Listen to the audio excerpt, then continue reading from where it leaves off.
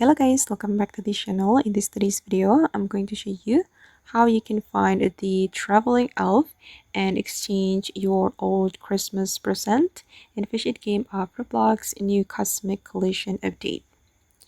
Okay, as you can see here guys on the update log, you'll be able to find the traveling elf, and Santa has sent one of his elves to Fisherman Island. You can exchange your old Christmas presents for coins by talking to this elf. Okay, first you're going to go to the Fisherman Island, and then you're going to go to this area and go to the left side. Then you'll be able to meet the traveling elf, and I'm going to talk to him.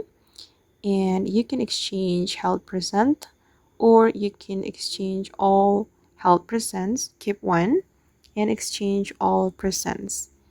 I'm just going to choose held present. Will let me open up my items, and then I'm going to select this present. Okay, exchange held present.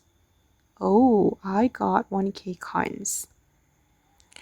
Thank you guys, and that's how you can find the traveling elf and exchange your old Christmas presents for coins in a Fish It Game of Roblox Cosmic Collision Update. Hope this video will be useful for you. Thank you so much for watching, and bye!